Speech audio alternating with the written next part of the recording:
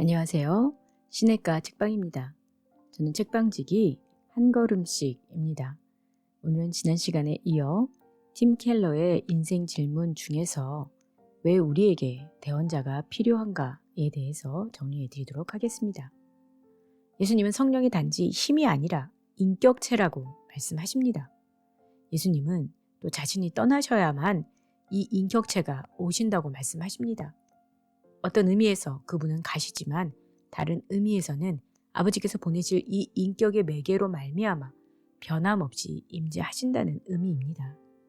성령에 대해서는 여러 가지 이름이 있습니다. 또 다른 보혜사라고 부르십니다. 또 여러 역번마다 위로자, 조력자, 상담자 이런 의미들이 있는데요.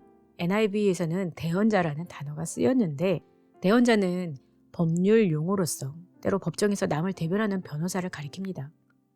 풍부한 원어의 여러 다른 면을 잘 살린 역어입니다. 그 원어는 파라클레테라는 명사인데요. 동사형은 파라칼레오인데 칼레오는 사람을 부르거나 명한다는 뜻이고 파라는 곁에 온다는 뜻입니다. 즉 도와주기 위해 곁에 온다는 뜻입니다. 예수님이 성령을 또 다른 보혜사 혹은 대언자로 칭하신 것에 주목해야 합니다. 그럼 첫 번째 대언자는 누구인가요? 신약에서 이 본문 외에 파라클레테라는 단어가 쓰인 곳은 요한 1서 2장 1절에서 2절 뿐입니다. 만일 누가 죄를 범하여도 아버지 앞에서 우리에게 대언자 파라클레테가 있으니 곧 의로우신 예수 그리스도시라. 그는 우리 죄를 위한 화목 제물이니 즉 예수님이 첫 대언자시고 성령이 두 번째이십니다. 바울이 로마서 2장에서 지적했듯이 모든 인간은 신의 눈이 어디선가 우리를 그렇게 주시하고 있음을 마음 깊이 압니다. 그 눈은 무한히 더 예리하고 공정하고 정직해서 그 앞에 서면 우리의 변명은 다 소멸해버립니다. 물론 이렇게 말하는 사람도 있을 것입니다. 나는 신의 정의는 믿지 않아. 옳고 그름은 사람과 문화마다 상대적이기 때문이지. 하지만 바로 다음 순간에 당신은 마치 정의가 존재한다는 듯이 행동하지 않는가요? 누가 당신을 함부로 대하면 설령 그게 불법 행위가 아니어도 상대의 신념과 무관하게 그냥 잘못으로 느끼지 않나요? 내 도덕 감정으로는 잘못이지만 상대의 기준으로는 잘못이 아닐 수도 있어라고 생각합니까? 그렇지 않습니다. 문화나 가족이나 감정이 괜찮다고 해도 잘못이 존재함을 당신은 본능적으로 압니다. 상대에게는 자연스럽게 느껴질지라도 이치의 어긋남을 우리는 압니다. 자연스러우면서 잘못일 수 있으려면 초자연적 판단 기준이 존재해야만 합니다. 여기 피할 수 없는 사실이 있습니다. 어딘가에 우리를 주관할 정의의 법정이 존재함을 우리는 압니다. 성경이 그렇게 가르칩니다. 우리는 다 심판대 앞에 서 있다. 모든 인간에게 적용되는 삶의 기준이 존재한다는 것입니다. 거기서 딜레마가 생겨납니다. 만일 성경이 틀려서 신도 없고 정의의 법정도 없이 폭력과 불의가 당연한 것이라면 이 세상에는 무슨 희망이 있을 수 있을까요? 반대로 정의의 법정이 존재한다면 당신과 내게 무슨 희망이 있을까요? 우리는 하나님의 기준은 고사하고 자신의 도덕 기준에조차 부합하지 못하게 살아갑니다. 이렇듯 우리는 성경에 말한 대로 정의의 기준이 존재함을 마음 깊이 압니다. 그런데 자신의 힘으로는 그 기준에 맞출 수 없습니다. 예수님이 대언자라는 성경의 말씀 속에는 정의의 기준이 존재하고 우리가 그 앞에 서서 심판받아야 한다는 사실이 전제되어 있습니다. 이것이 대언자에 함축된 첫 번째 내용입니다. 두 번째 내용은 그 단어에는 예수 그리스도가 주로 도덕적 행실의 본보기나 사랑의 지지자도 아님이 암시되어 있습니다. 그렇다면 대언자가 하는 일은 무엇일까요? 당신이 범죄로 기소되어 법정에 설 때 변호사는 어떤 역할을 하나요? 어떤 의미에서 법정의 변호사는 곧 당신입니다. 그렇기 때문에 변호사가 이기면 당신이 이기는 것이지요. 요컨대 당신은 대언자와 연합하여 대언자 안에 존재합니다. 변호사가 의뢰인의 무죄를 얻어내는 최선책은 법정의 동정심을 유발하는 게 아니라 무죄의 당위성을 법으로 인증하는 것입니다. 정직하고도 소신 있게 법이 이러이러하니 내 의뢰인은 법대로 방면되어야 합니다라고 말할 수 있어야 합니다. 거의 성패를 좌우하는 요소가 법정의 분위기가 아니라 법 자체여야 한다는 말입니다. 그런데 예수 그리스도께 그런 논거가 있습니다. 그분은 이런 식으로 말씀하실 수 있습니다. 아버지여, 내 백성이 죄를 범하였으니 법대로 죄의 삭은 사망이오나 내가 그 죄값을 치렀나이다. 여기 죽음의 흔적인 내 피를 보소서. 십자가에서 내가 죄의 형벌을 다 당했사오니 같은 죄를 2번 벌하심은 의롭지 못하옵니다. 그래서 나는 그들을 위하여 자비를 구하는 게 아니라 정의를 구하옵니다. 첫 대언자의 직무는 아버지 앞에 내가 이룬 일을 보시고 이제 그들을 내 안에서 받아주소서라고 대변하십니다. 그러면 예수께서 그들에게 보내주시겠다고 약속하신 또 다른 대언자, 곧 성령의 직무는 무엇인가요? 첫 대언자의 일을 모르고는 2번째 대언자의 일을 이해할 수 없습니다. 흔히들 하는 말처럼 성령은 우리에게 능력을 주십니다.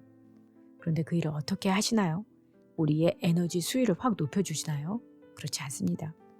성령을 또 다른 대언자라 칭하심으로써 예수님은 성령이 어떻게 능력을 주시는지를 아는 중요한 단서를 주셨습니다. 첫 대언자는 하나님께 당신을 대변하시지만 2번째 대언자는 당신에게 말씀하십니다.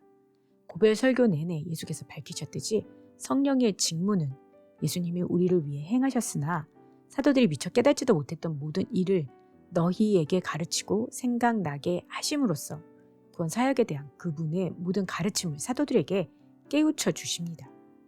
성령은 그들의 손만 잡아주거나 에너지만 주시는 게 아니라 깊은 진리를 가르쳐 삶을 변화시키실 것입니다.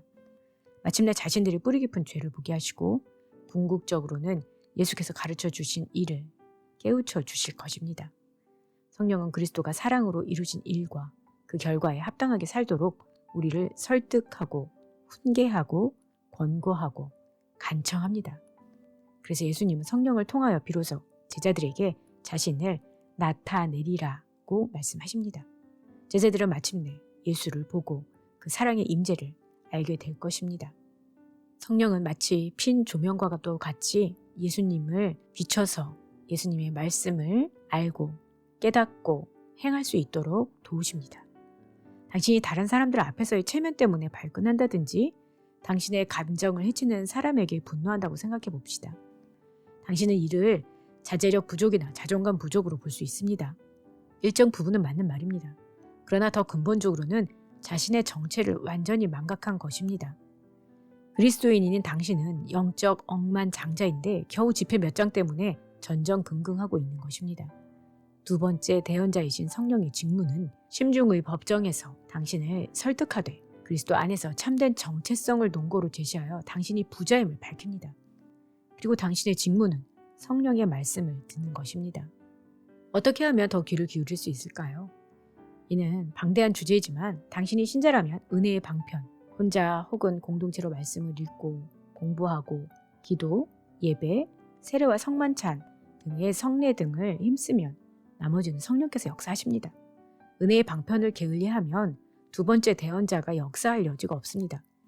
그런 일을 하더라도 생각 없이 형식적으로 행하면 몸만 자리를 차지할 뿐 그분의 교훈과 위로와 조언과 변호의 귀를 닫는 것입니다. 세상의 평안은 예수님의 평안과 어떻게 다를까요? 우선 평안을 얻으려면 인생의 중대한 질문들을 너무 오래 많이 생각해서는 안 됩니다. 세상은 그저 생각하지 말고 덮어두라고만 얘기합니다. 이와는 정반대로 예수님의 평안은 생각을 떨치고 실제를 무시해서 얻어지는 게 아니라 오히려 충분히 생각하며 실제에 주목할 때 찾아옵니다. 성령이 말씀해 주시듯이 아버지는 당신을 사랑하시며 당신의 영원한 복은 보장되어 있습니다. 다시 말해서 그리스도는 우리에게 이 생의 어둠을 이겨낼 진정한 생각거리를 주십니다. 2번째 대언자이신 성령님이 바로 지금 당신에게 말씀하실 수도 있습니다. 옳다, 예수님이 너의 대언자시니라. 아름답지 않느냐, 그분을 믿으라. 그 말씀을 받아들이라. 예수 그리스도가 이루신 일을 믿으면 심판대 앞에서도 사자처럼 담대할 수 있다. 그런 당신을 하나님은 티가 없고 흠없는 존재로 보신다. 나를 믿으라. 내가 떠난 후에는 성령을 받아들이라. 성령이 말씀하실 내 무호한 논거를 들으라.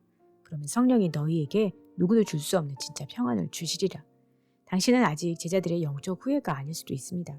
그러나 이것은 당신에게 주시는 말씀이기도 합니다. 다음 시간에는 신이 왜 죽어야만 했나를 정리해 드리도록 하겠습니다. 그럼 다음 시간에 뵐게요. 안녕히 계세요.